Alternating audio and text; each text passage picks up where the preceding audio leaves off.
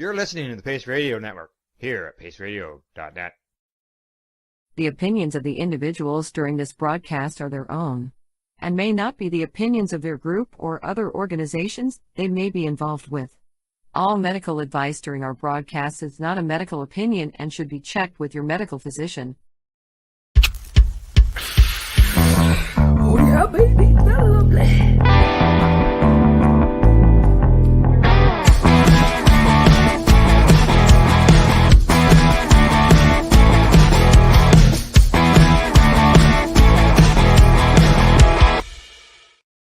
Good morning, it's December the 21st, and welcome to Psychedelics and Cannabis Educational News, your cannabis and psychedelics news source found here at paceradio.net and cbgtv.com. Good morning, Rev Cindy. How you doing? Good morning, Al. I'm pretty fantastic. How are you? Oh, not too bad. If I can get the sun out of my eyes, it might be a little easier to see the screen. I bet. Well, it's the winter solstice, and the sun is just telling you that it's here and it's coming back. That's right, and it's going to be here a lot longer each day, just a little bit longer and a little bit longer. Next thing you know, it won't be dark before 6 o'clock. Won't that be beautiful? Yes, exactly. So what's new and exciting? Oh, we are just days away from Christmas, and my grandchildren are just going insane with excitement. It's a lot of fun. How about you? Good. Yes. The grandkids are excited as well. They're looking forward to Christmas.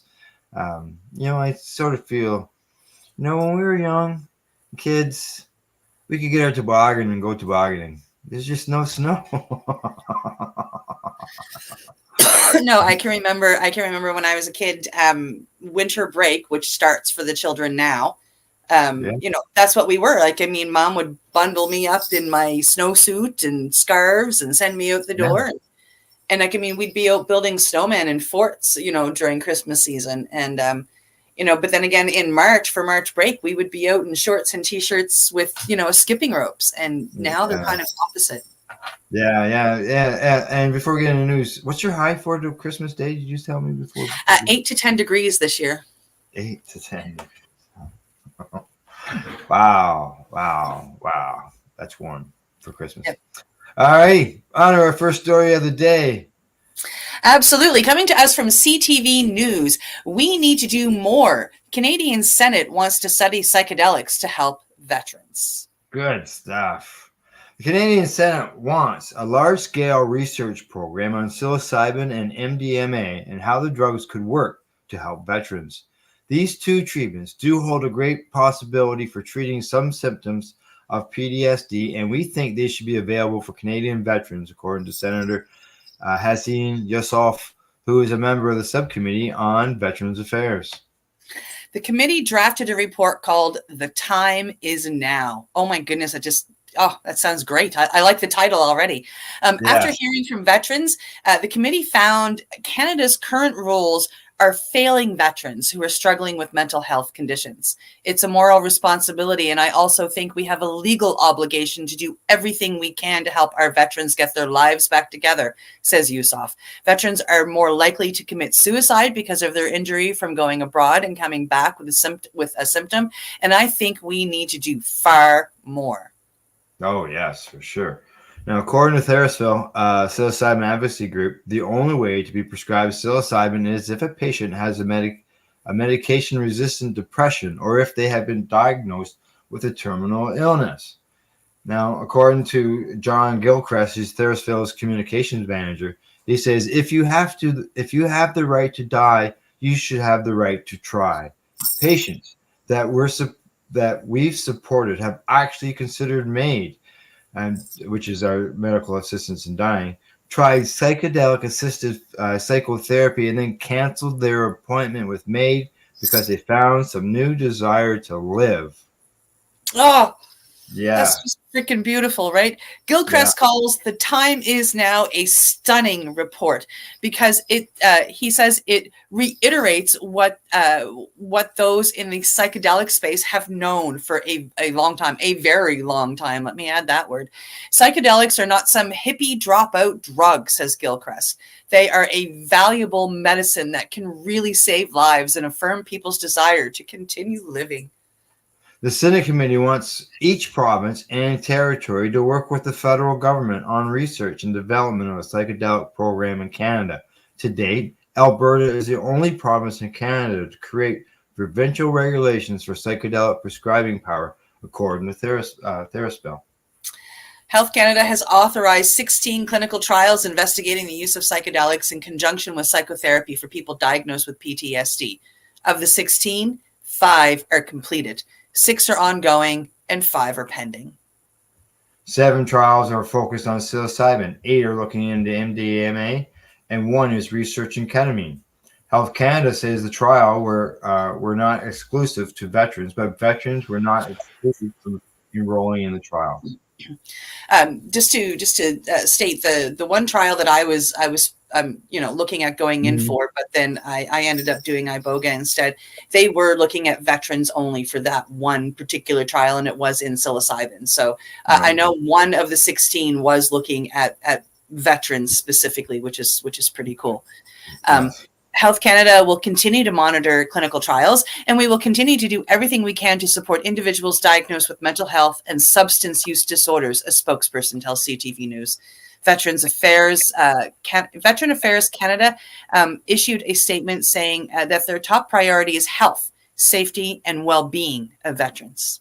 Now, within that statement, they say that Veterans Affairs Canada relies on available scientific evidence, the expertise of its health professionals, and the expertise of departments such as Health Canada and the Canadian Institutes of Health Research to have confidence that emerging treatments, including psychedelic-assisted therapy, are safe, effective, and are supported by high-quality research and approved scientific guidelines.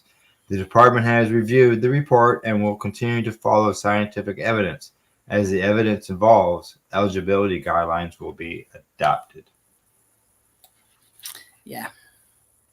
There you go. That's good. It's good to see that. I remember when that other report came out and said about the Senate was all for that.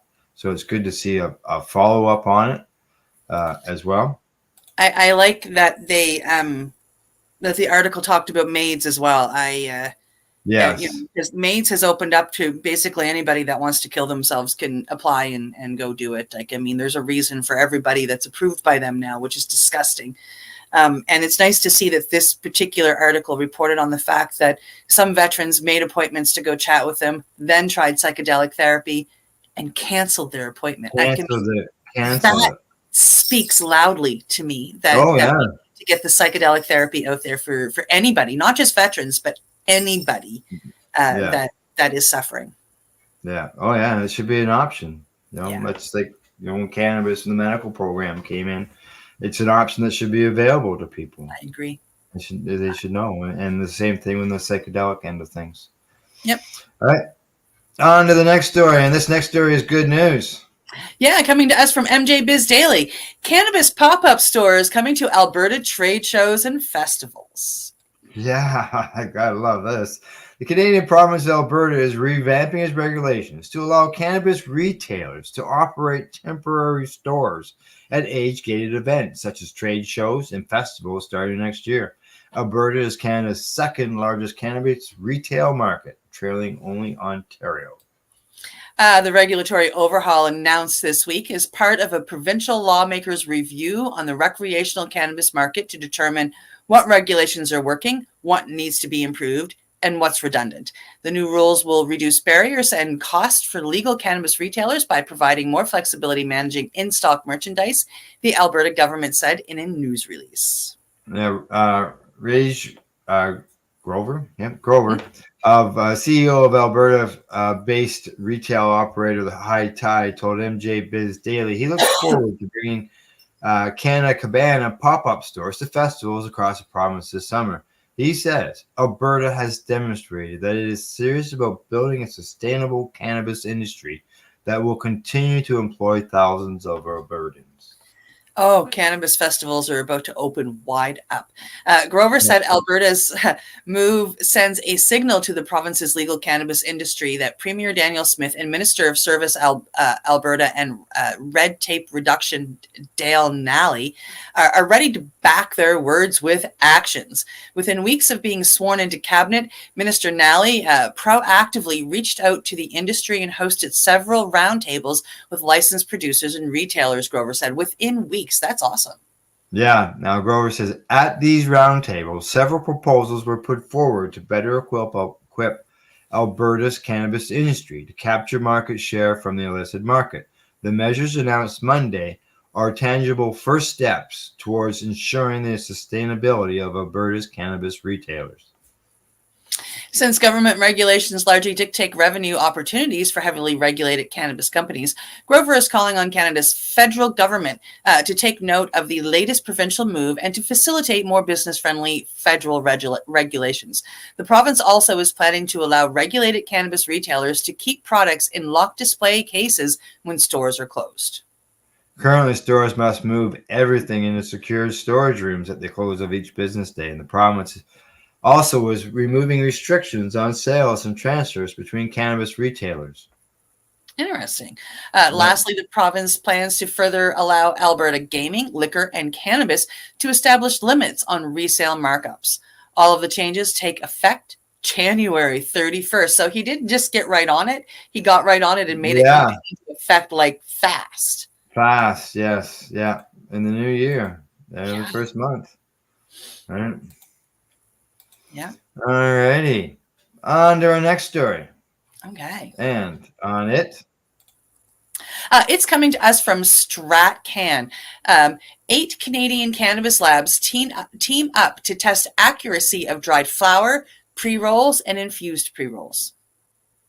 A new research project looking at THC levels in different products on the Canadian market is once again highlighting the lack of reliable labeled dried cannabis flower. The lead researcher involved in the project says this is a failure by Health Canada to set and enforce reasonable variability limits on cannabis flower or pre-rolls, leading to a lack of credibility in the market domestically and internationally. If you're giving false THC levels, that's false everything. That is bad. That's like, telling people that your beer's got 10% alcohol in it when it only actually has 2. Or telling people that you need to buy only from the legal market because we test everything and we know it's safe and we know it's good and we know what we're talking about. But I'll shut up and go on with the story. Rob O'Brien, who is the CEO and CSO of Super Research and Development, an analytical testing lab in Canada that includes cannabis testing in its repertoire, says he worked with 7 other labs across Canada to sample an array of cannabis products and compile the results. O'Brien has shared similar results on the subject in the past. The goals, said O'Brien, were to more effectively highlight the extent of the problem in Canada and prove that analytical testing labs can accurately test cannabis without much deviation between them. While the issue of THC inflation is relatively well known, no, that's THC fraud, one of the reasons some have suggested for a lack of enforcement of THC levels on dried flower is the level of deviation in results, depending on the lab used and what these results show, says O'Brien, is that different labs all testing the same or similar samples can still come up with results that are relatively close to each other. Well, I think if you're testing for THC, would you not get the same? Like, you should get the same, unless there's procedures for some reason that are different. But there's only so much in there, right? Yep. This is highlighted by the project's findings, which show not only the deviation between the posted THC levels on the label of cannabis product, but also the deviation in the results between those labs. 3 to 4 labs would receive the same sample, and in most cases, their results came within the same range, showing that when these labs use the same methodology, they can arrive at a relatively similar measurements. Clearly, there have been suggestions that there are THC inflation problems and as you said, lies, fraud problems in the Canadian and U.S. marketplaces, and people have been trying to identify the source of that, and fingers have been pointed in many directions, including the accuracy of labs in Canada, says O'Brien. Oh, Oh yeah, like they should be all using the same method of testing in order to get the same result, similar results. Like I can see a bit of difference, between some buds here and there on a plant, but when they're exaggerating the numbers, that is completely wrong. Yep. Yeah. I think it's undermining the whole industry in Canada and the US, he adds. I think it's outrageous that these shenanigans are allowed to continue. Health Canada is partially responsible because they're not enforcing reasonable limits. And this clearly shows that if you do set reasonable limits, producers can be within 15% of the label claim. Yeah. Like, you can look I mean, at I'm the chart. looking at some of these numbers, and I'm trying to understand. But and it looks like, if I go down to this bottom one, it says labs A, B, and C. They got this one particular sample, and they tested that the sample is 279.25, which is 27.92% THC. The label is claiming that it is 30% THC. It says 300. So they're actually down. They're down 20.75, which is a 6.9% deviation, which isn't that bad. But when you're smoking it, the difference between 27 and 30 is actually quite huge. Yeah, like I've smoked some stuff that says it's 33, 35%, and I'm going like, I've smoked stuff that's 17 that gives me a better effect than this. Like, yeah. So I've wondered about it from some of the stuff I've consumed. They say that this is how it works. The research conducted by 8 analytical testing labs in Canada tested 16 different brands of 3.5 gram dried flower products available in several provincial markets, 4 different brands of pre-rolls, not infused, and 15 different brands of infused pre-rolled flower product. Researchers used an allowable variance for the dried flower and pre-rolls of 25% and 15% for infused pre-rolls, similar to the allowable amount within federal cannabis regulations. Note, this means, for example, that a product labeled as having 30% THC could be over or under by that number by 7.5 percentage points. Wow. Or 23.5. Yeah. Yeah, more than half, 9 of them, of the samples from the 3.5 gram dried flower SKUs were found to be more than 25% below, the stated label claim. And 2 of those were more than 40% lower than the label claim. I'd love to know what samples. Meanwhile, only 1 of the 4 brands of non-infused pre-rolls was outside the 25% allowable range, with 1 sample coming in just 2.1% lower than the label. Now, for the infused pre-rolls, only 3 samples were outside the 15% range, and none were outside the 25% range. None of the dried flower pre-roll samples were above the stated label claim, while 2 infused pre-rolls result slightly above the label claim. That's a rarity, eh? Well, some might point to the issue being devious labels. The resulting research paper, which O'Brien shared with StratCan, speculates the issue may have more to do with the sample bias by producers who are selecting top colas or other high THC flowers as their representative samples instead of sampling the finished product after it's packaged. The fact that there were greater THC inflation and label inconsistencies in the dried flower samples from the research project highlights this issue more, O'Brien says, since pre-rolls are more likely to be homogenized as part of the manufacturing process. There is less variation between the label claim and the actual products. I shut the story down and I thought it was done. That's okay. I mean, it's going on, telling us why it may be that way. Basically giving us excuses for the difference. And I get what they're saying. They're saying that what they suspect that the LPs are doing is taking that top cola off, and that's what they're testing to get the highest THC. Whereas the highest number possible. Yeah, whereas some of the other colas aren't going to be anywhere near that. So therefore they get that 25% difference. Yeah. Yeah. But still, it's labeled at 30, but it's acceptable if it's only at 23. Yeah, that's kind of gross. Yeah. Not into that. Where's my cursor? All righty, here we go. On to the next story. Coming to us from Medical News Today, psilocybin psilocybin from mushrooms may reduce depression symptoms in people with cancer. That's good news. Good news. That's right. Mushrooms may be more magical than previously believed.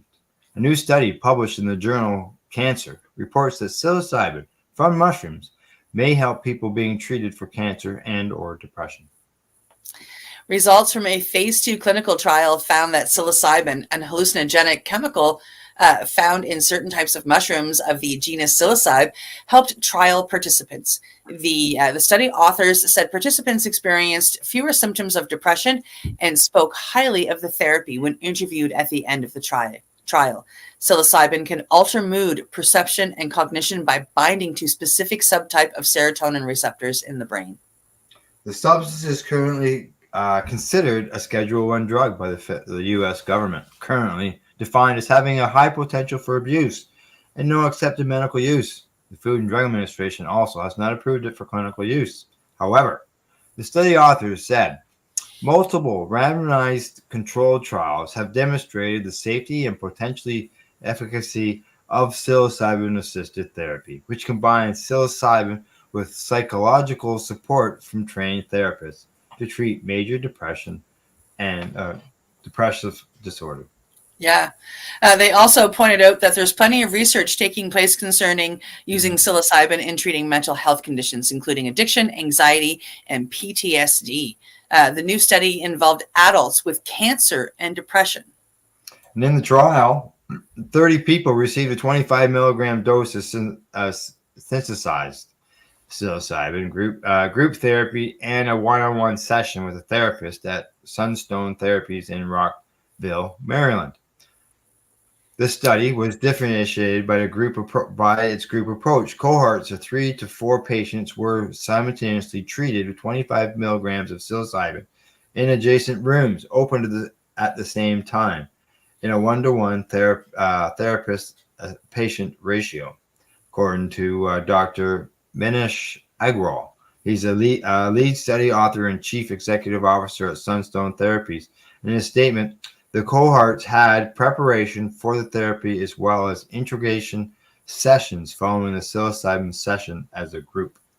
I just want to point out, like, when they say 25 milligram dose of synthesized psilocybin, what they're doing is they're actually growing the fruit. Like, so they're growing the mushroom and they are extracting the psilocin, which is the active ingredient, from those, and they call it synthesized, where it's more like rosin in comparison to cannabis. Do you know what I mean? So yeah, it's not. The active.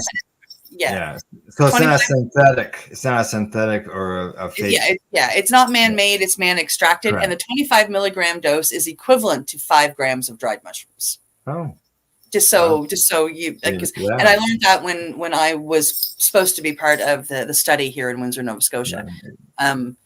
Researchers reported that participants showed moderate to severe depression scores at the beginning of the study. 8 weeks later, the research team observed subjects' depression severity scores dropped by an average of 19 points, a magnitude that would indicate the majority no longer experienced depression, they wrote.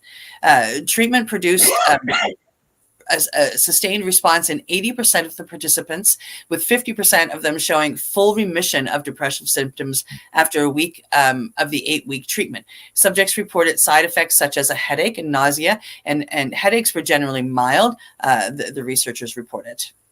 Boy, 80% of the participants, 50% showing an improvement, remission.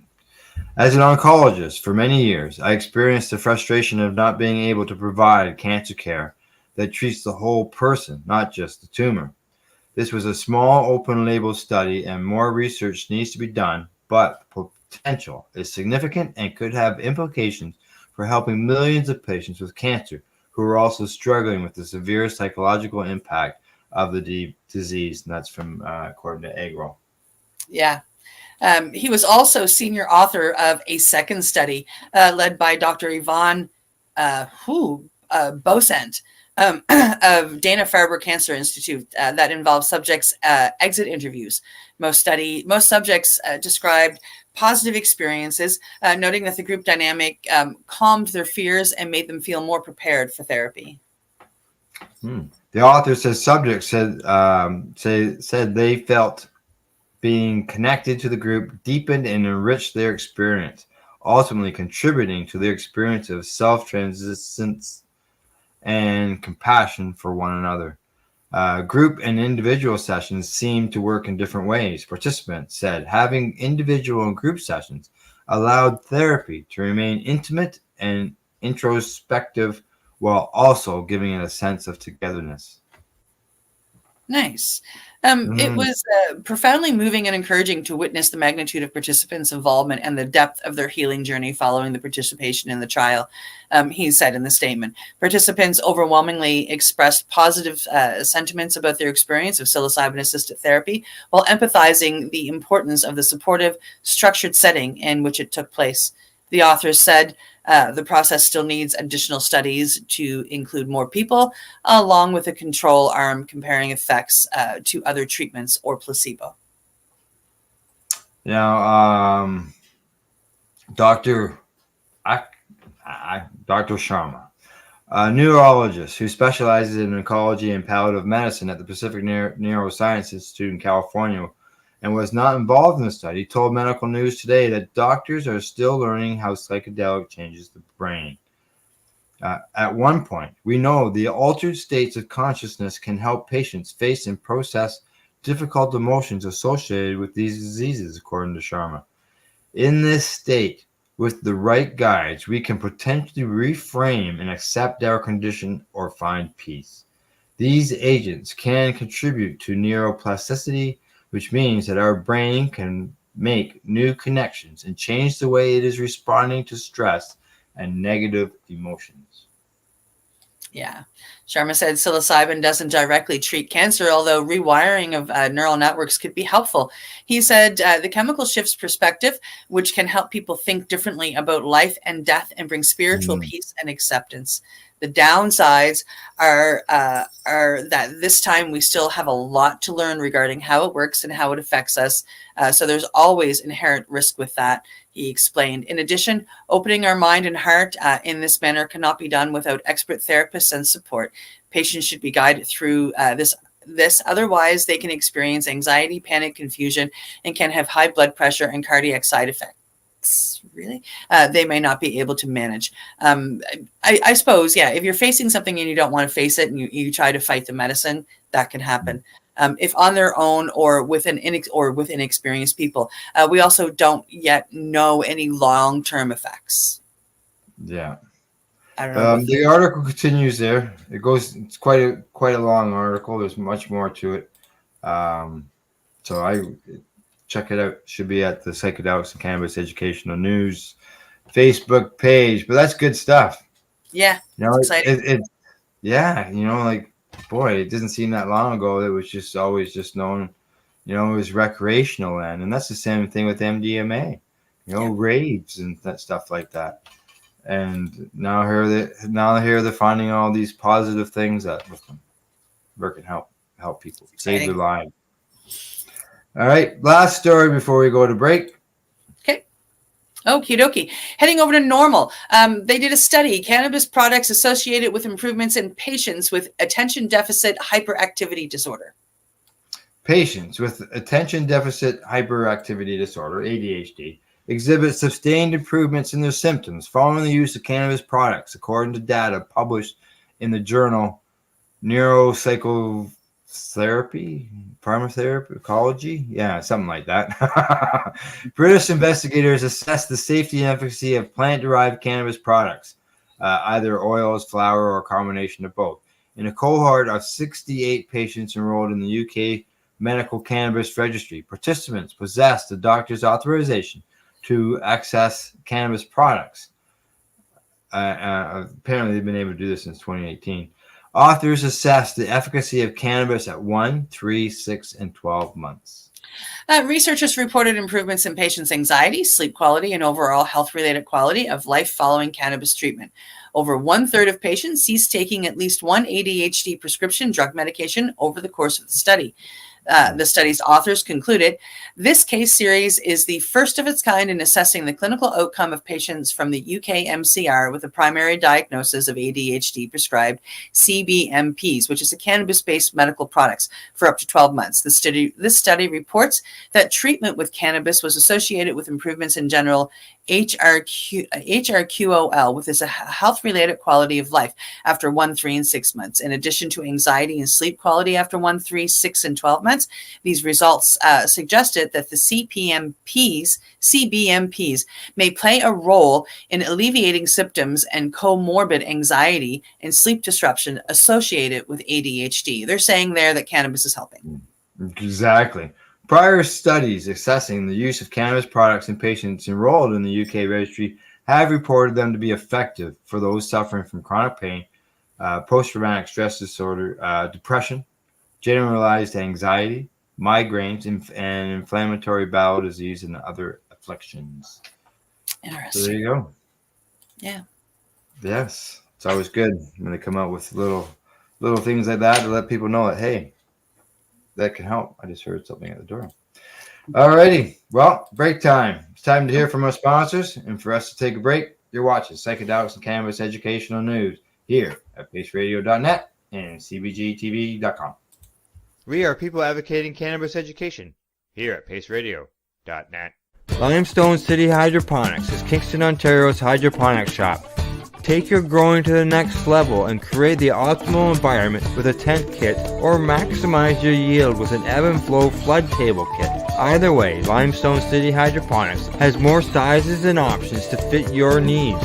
Are you looking for the power of the sun that adapts to your budget? Then look no further, as they have professional grow lighting. They have indoor grow systems that are easy and cost effective, with many options to fit your living space and lifestyle. Cultivate your growing potential. We have everything you need to succeed. And if you can't make it to the store, they offer local delivery to the greater Kingston area. Remember, when you're looking for experts to help you grow, then look no further than the locally owned Limestone City Hydroponics, 105 Sunderland Drive in Kingston, Ontario. Call them at 613-548-0420. Are you a cannabis content creator? Are you looking for a place to have your content seen? If you answer yes to both questions, then you need to check out cbgtv.com. CBGTV, broadcasting to a worldwide audience. Find us at cbgtv.com. Enjoy the buzz of legalization with Campbellford Lifestyle Shop. From lights to plant nutrients, books, consumption accessories, and more, we've got all your basics to grow or consume cannabis. Visit our info center or take a look at our piercing services and body jewelry, now available in-store through Campbellford Lifestyle Shop, 17 Bridge Street West, Campbellford. Are you looking to get your medical cannabis grow license? Limestone City Hydroponics can help patients through the process of obtaining their license to grow medical cannabis. What's that? You don't have a doctor. If you meet the medical criteria, Limestone City Hydroponics has a nurse practitioner who can assess and provide medical cannabis prescriptions. What are you waiting for? Contact Limestone City Hydroponics at limestonecityhydroponics.ca or call them at 613-548-0420. PACE Radio is the People Advocating Cannabis Education Radio Network. Legacy 420 have an awesome array of cannabis-infused beverages, from pop to Nature's Nectar's teas, all in amazing flavors. What a selection! We even have a delicious mango-infused juice, and let me tell you, it's delicious. Everything is infused in-house, so we buy our syrup from the same place where everybody else buys their syrup for their pop, and in the infusion is done in the lab. It's all canned here, labeled here, produced 100% on Tyndonega. We have two lines of drinks. One is called our Nature's Nectar. That was our original line that we came out with, and then we also have a line under the Red E brand. We have them in 10 milligrams, 30 milligram, and 60 milligram cans. What a great selection for a get-together with friends or after a long day. Remember, if you want to wet your whistle with on-site lab-tested products, come see your trusted partner. Legacy 420 out on your road.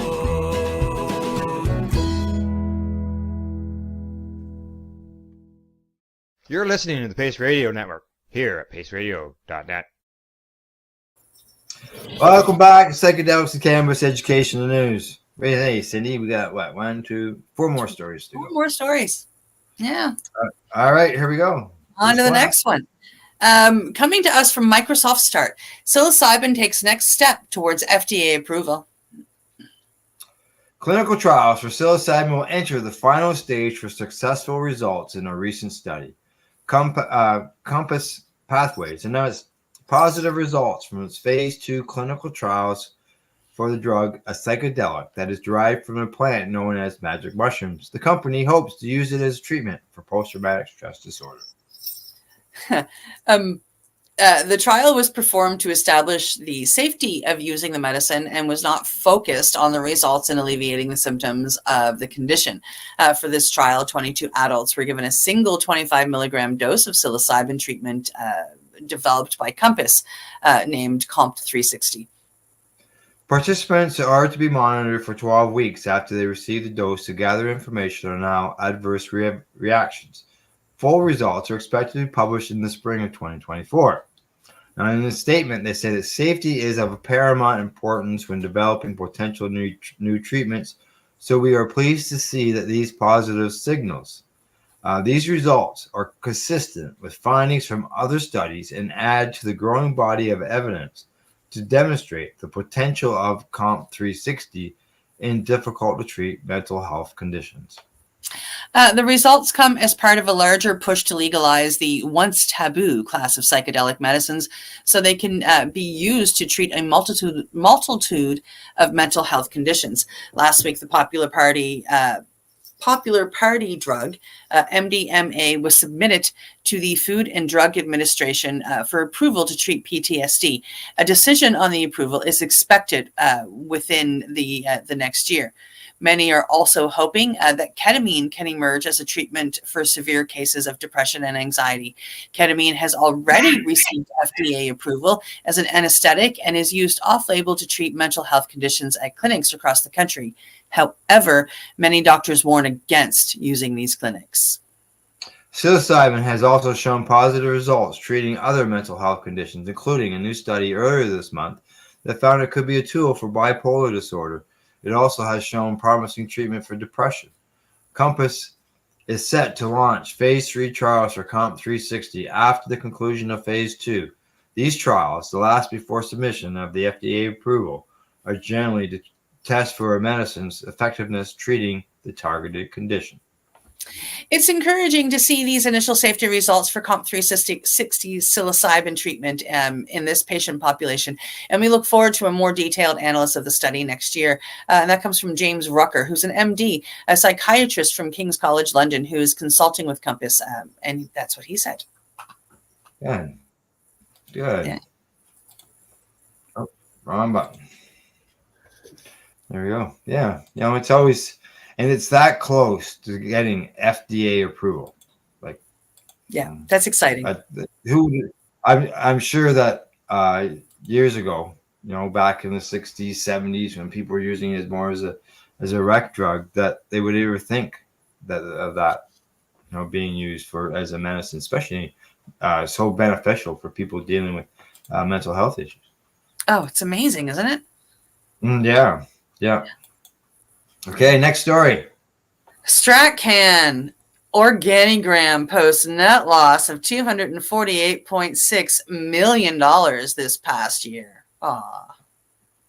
Organigram reported that net revenue increased 11% to $161 million in 2023, but the cannabis producer still had a net loss of $248.6 million, according to the fiscal report. The New Brunswick-based company had $233.6 million in gross revenue in the past year, paying $72 million in federal excise taxes. The cost of sales was $136 million. Company pardon me, leveraged its spending to help secure its position in several product categories in Canada, holding the top position in the milled flour, gummies, and hash categories, the number 3 position in Ontario and Quebec, and the number 1 position in Atlantic Canada, according to Organigram's market scans. So this is coming from them. From them. They are saying that they are the best. I know a lot of people who disagree. It also says it holds the number 3 position in dried flour. Organigram introduced 16 SKUs in the last quarter of 2023 for a total of 143 in the market. It sells an array of cannabis products in Canada under the brands like Edson Cannabis Company, Shred, Big Bag O' Buds, Holy Mountain, and others. I've heard of Shred. That's about it. It also completed its first harvest at its craft cultivation and hash production facility in Lac Superieur, Quebec, which it acquired in 2021 from Laurentian Organic. Organigram has made significant inroads in the market with its Shred X Rip Strip hash brown. Another high popular product from the maritime producer Edison Jolt has faced pushback from Health Canada, but the company recently relaunched the product in several provincial markets. In a previous quarterly report, Organigram complained of lower net revenue and margins due to the declining price of cannabis flower, as well as higher costs of sales, THC inflation, and Health Canada no longer allowing the sale of ingestible extracts like Edison Jolts. So Organigram is hiding their name, is what I am seeing here. Oh, because the That's how they're getting sales, right? Organigram also signed its first UK supply agreement with 4C Labs Limited to distribute medical cannabis to UK-based patients, along with its first German supply agreement with Sanity Group GmbH to distribute medical cannabis to German-based patients. Organigram completed international shipments totaling 18.9 million in 2023, an increase of 25% over fiscal 2022. Now, back in November, the British American Tobacco, BAT, announced that it would invest nearly $125 million into Organigram, more than doubling its equity possession in the cannabis company from about 20% to 45%. The deal is still subject to shareholder approval, and as part of the partnership, Organigram and BAT are developing what they say are new technologies in the cannabis, edible, vape, and beverage categories, in addition to new disruptive and inhalation formats. The launch of these new products will include gummies, which will feature a new nano-emission technology. Organigram also invested in new vape technology in 2023 through a product purchase agreement with vaporization technology company Green Tank, and reached an agreement with Psilos, a U.S. cannabis genetics company and provider of production-ready seeds based in Portland, Oregon. As part of the partnership, Psilos has been developing a production-ready first-generation F1 hybrid cannabis seeds for Organigram. The milestones achieved so far consist of delivery of a 1-to-1 THCV cultivar plus a 10% plus THCV potency, and a 3-to-1 THCV cultivar at a target of 18% for the THCV. There's a 16% minimum, and 4 THC aroma-specific cultivars in either berry, citrus, or gas. The Moncton-based producer says it's up to date on all its excise tax emissions, but notes that many other producers are not, something that it says acts as a source of alternative financing. It also notes that THC inflation remains a significant challenge in the industry, saying it has seen the stated amount of THC on some products inflated by more than 50%. Organigram says it's confident that the efforts of Health Canada and the provincial boards like the OCS will help address the issue. Yeah, the OCS is going to start testing some products. I don't know if you had heard of that or not. No. Yeah, they're going to start testing products. Good. Yeah. But then, with them using all these different methods of testing, so is it, what method are they using? Well, I'm not sure, but I do know that all the provinces have the, they have testing labs set up. And I only recently discovered that when I've had some issues with some cannabis here a couple of weeks ago. And in my phone calls and in my research, I found that the provinces have the ability to test the cannabis that comes in. Because it's Nova Scotia that's actually testing the cannabis instead of Health Canada or the licensed producer in my case. Yeah, well, I can tell you that Legacy 420, about a year or two ago, they did a bunch of random testing of products, of not legal products, but products from the from markets and stuff like that. And yeah, they didn't find anything that was right on. So whether you buy a product from the illicit market or buy it from the legal market, yep, you're going to have that issue. There's going to be an issue on how accurate those test results are. Yep. Yeah. Legalization is supposed to end that. Right? Okay. It's supposed to stop people from getting sick from cannabis too, but that hasn't worked. I don't know. All right, on to the next story. Heading over to marijuana moment. CBD-infused tampons are a promising option to treat menstrual pain, study finds. Who knew? Tampons infused with CBD achieve statistically significant pain reduction in cases of severe cramps and menstrual pain, according to a new study in the Journal of Endometriosis. Yeah, and urine disorders. Yeah, uterine. Yeah. Authors said the cannabinoid tampons could offer fewer side effects than anti-inflammatories while producing a similar pain-relieving effect. The findings indicate the potential of CBD-infused tampons as a promising option for managing menstrual pain, the 6-person research team wrote in the study.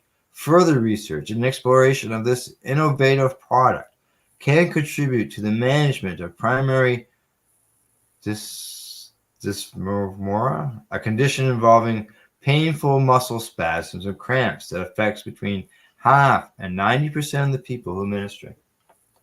According to the study, CBD1 and CBD2 receptors, which interact with CBD, are widely distributed throughout the uterine tissue, making it an ideal target for localized deposition of cannabinoids to alleviate pain. To conduct the study, researchers used a randomized placebo-controlled design in which participants did not know whether they were using CBD-infused tampon or a standard one. Participants reported their pain levels as well as their general satisfaction with the product. The team considered various parameters, including vaginal irritation, sensitization, systematic toxicity, material meditated, I can't even get that last word out, and the potential toxic shock syndrome risk. The report says all tests were passed, confirming the safety of CBD-infused tampons. In terms of effects on pain, the change in pain as a percentage of basal pain increases and reaches 100% in the final days of menstruation, the authors wrote. This can be explained by natural alleviation of primary dysmorphia throughout the 7 days. Looking at the percentage of change in pain 2 hours after tampon application, the study says, we observed a statistically significant reduction in pain on the 2nd day of the 1st month and the 1st and the 2nd days of the 3rd month, attributed to the CBD-infused tampon. The lead author of the study, Valentina Malinova, is the founder and CEO of DAY, a gynecological research company that sells what it claims is the world's first CBD tampon.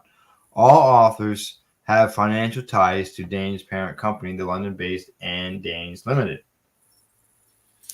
Notably, less than 5% of participants experienced irritation related to the CBD-infused tampon, between 37 and 40%. Meanwhile, reported improvement in the level of vaginal dryness. 2 patients also reported experiencing vertigo while using the product.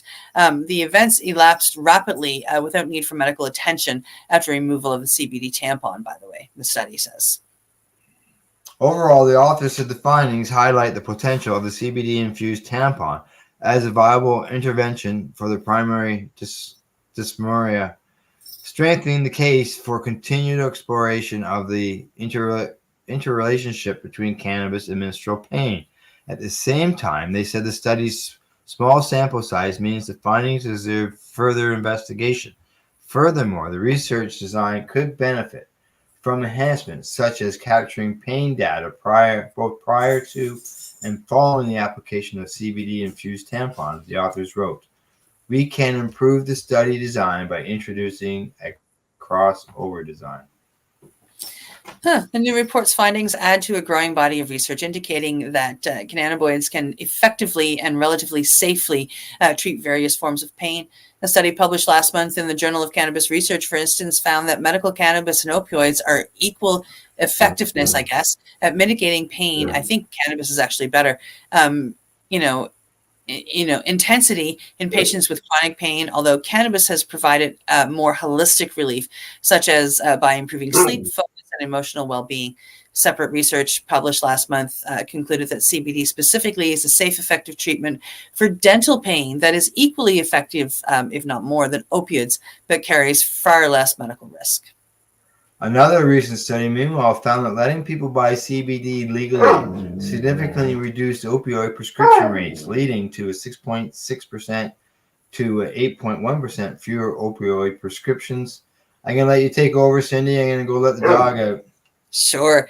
Yet another report published this summer in the journal Cannabis linked medical cannabis use to lower pain levels and reduce dependence on opioids and other prescription medications. Participants reported reduced pain and anxiety, improved physical and mental functioning, better sleep quality and mood, and less reliance on prescription medications, including opiates and benzos. These findings were supported by a subsequent study in which medical cannabis patients reported significant improvements in overall quality of life and reductions in pain and fatigue during the first 3 months of medical cannabis use. Nice. And that is that story. Yep, that's the end of that one. That's the end of that one. Good. They're coming up with all different ways. Yeah. Help patients. And this is just be everyday people who, it's not as if you're dealing with, that's just regular life stuff. Yep. On to the last story. Yeah? Yes. Coming to us from Marijuana Moment. Pennsylvania lawmakers approve bills to protect medical cannabis patients from DUI charges. Nice. Pennsylvania lawmakers have advanced a pair of bills meant to prevent police from charging medical cannabis patients with impaired driving without proof of intoxication. The state version of the legislation from Senator Camara Baroletta cleared the Senate Transportation Committee with amendments in a unanimous vote last week. Meanwhile, a House bill sponsored by Representative Christopher Rabb, which is drafted differently but means to achieve the same goal, passed the Chamber's Transportation Committee. Bartolata said the measure, an earlier version of which is also advanced last year, is designed to close a loophole in Pennsylvania's medical cannabis law that currently permits law enforcement to arrest and prosecute patients for driving under the influence of cannabis without demonstrating that they are actively impaired. Yeah, it's too bad. Yes. Now, they're going to say in 2016, we legalized the use of medical cannabis for myriad of conditions.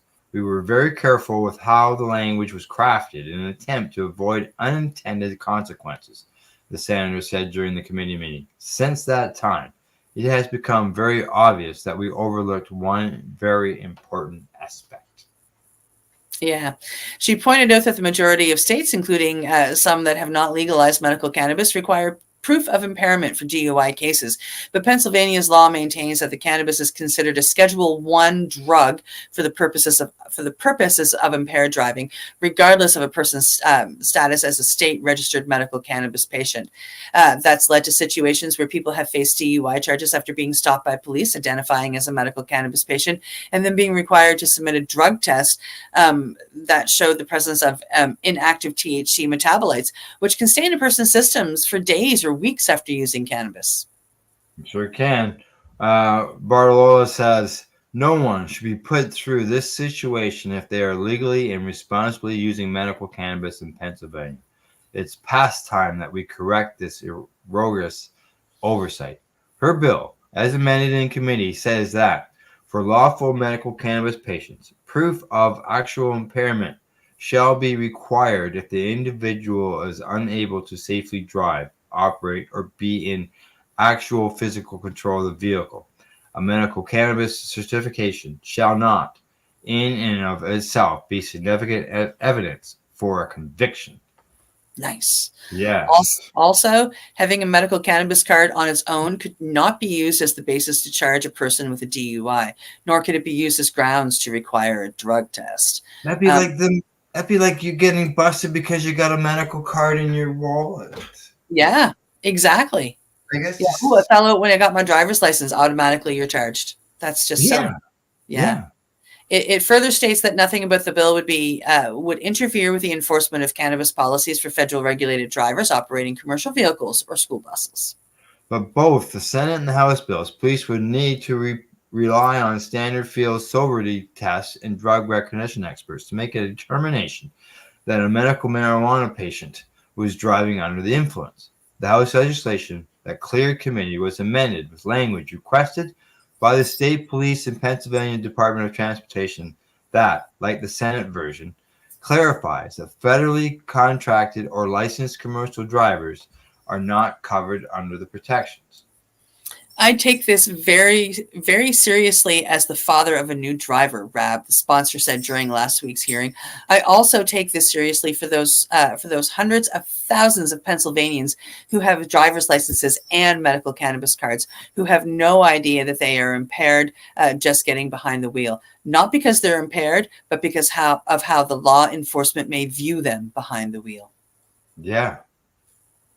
The lawmaker said that when he doesn't use intoxicating products, abides by the state's law, and doesn't drive while impaired. I was wrong, he said, noting that he's received a flurry of messages from medical cannabis patients since first introducing his bill, detailing how their lives have been turned upside down because they were charged with DUIs without proof of impairment. All this bill seeks to do is set the level playing field. Same with any other medication. Otherwise, medical cannabis shouldn't be considered illegal, but it is. So one standard, one standard. The text of this legislation would revise the state's criminal code to specify that medical cannabis is not considered a Schedule I drug in suspected DUI cases, except for licensed commercial drivers. RAB also secured the medical cannabis DUI protections reform as an amendment to a large-scale transportation bill that passed the full House in 2020. However, that bill was not ultimately enacted. Both the latest Senate and House proposals were approved in their respective committees during the final days of 2023 session. Members are scheduled to come back into session in early February, after which point the bills could continue to advance, though at some point the chambers would need to reconcile the differing language. Barlotta said in a post on X on Tuesday that she's very encouraged that her bill will be put up for a vote as soon as we get back. Yep. While the reform appears positioned to advance further, advocates remain frustrated that the lawmakers in the divided legislature have so far failed to enact broader cannabis legalization, especially as neighboring states implement their own adult use markets. However, as momentum has built, a Pennsylvania House committee has held a second informational hearing on cannabis legalization last week, after Ohio voters' decision last month to legalize recreational cannabis. Both Pennsylvania's governor and the U.S. Senator John Fetterman have said it's time for Pennsylvania to make the change too. Fetterman said recently that the state is being lapped on cannabis policy as the neighboring states enact legalization. Barlotta, as well as pro-legalization Senator Sheriff Street, are separately seeking co-sponsors for a more modest change, circulating a legislative proposal that would decriminalize cannabis by downgrading simple possession from a misdemeanor crime to a civil offense. Mm-hmm. Meanwhile, Government Josh Shapiro, signed a bill last week to allow all licensed medical cannabis grower possessors in the state to serve as retailers and sell their cannabis products directly to patients. Independent dispensaries could also start cultivating their own cannabis. The dispensary is growing the cannabis, not a large company. That's pretty cool. Different, eh? Yeah. That's a pretty good idea. Why not? Yes. All right. There we go. We got all the stories in. It's the top of the hour. We'll get through. Yeah. Yeah. Anything else before we sign off? I don't think so. I mean, have a Merry Christmas. Have a Happy New Year. Thank you for joining us in 2023, and we'll see you in 2024. That's right. Merry Christmas to everybody out there. Happy holidays, so on and so forth. This is our last news broadcast until January the 4th, which will be Thursday. And we'll be in 2024. It's got scrambled 420 in it. Nice. Okay, read it backwards. 4420. Okay, 420. All right, from the Legacy420.com news desk, that's the news report for today. We hope we found it educational and informative. Thanks to Legacy420.com, the Campbellford Lifestyle Shop, and Limestone City Hydroponics.ca, and to you, our viewers, for watching the program. We'll see you all next year. Bye-bye. You're listening to the Pace Radio Network here at paceradio.net. The opinions of the individuals during this broadcast are their own, and may not be the opinions of their group or other organizations they may be involved with. All medical advice during our broadcast is not a medical opinion and should be checked with your medical physician. When you have a pain that's reached its peak, Legacy for 20, it's so unique. If organic cannabis is what you seek, here's your trusted partner 7 days a week. Suppository salves, vapes and drops, topicals, edibles, infused pop. Just when life seems like it ain't easy, at Legacy 420, enjoy a pop freezy. Lab tested products, make them the GOAT. Legacy 420 out on your road. Legacy 420 in Tyndonega Mohawk territory. Indigenous organic cannabis at its finest. Enjoy the buzz of legalization with Campbellford Lifestyle Shop. From lights to plant nutrients, books, consumption accessories, and more, we've got all your basics to grow or consume cannabis. Visit our info center or take a look at our piercing services and body jewelry, now available in-store through Campbellford Lifestyle Shop, 17 Bridge Street West, Campbellford. Limestone City Hydroponics is Kingston, Ontario's hydroponics shop. Take your growing to the next level and create the optimal environment with a tent kit, or maximize your yield with an ebb and flow flood table kit. Either way, Limestone City Hydroponics has more sizes and options to fit your needs. Are you looking for the power of the sun that adapts to your budget? Then look no further, as they have professional grow lighting. They have indoor grow systems that are easy and cost effective, with many options to fit your living space and lifestyle. Cultivate your growing potential. We have everything you need to succeed. And if you can't make it to the store, they offer local delivery to the greater Kingston area. Remember, when you're looking for experts to help you grow, then look no further than the locally owned Limestone City Hydroponics, 105 Sunderland Drive in Kingston, Ontario. Call them at 613-548-0420. We are people advocating cannabis education here at paceradio.net.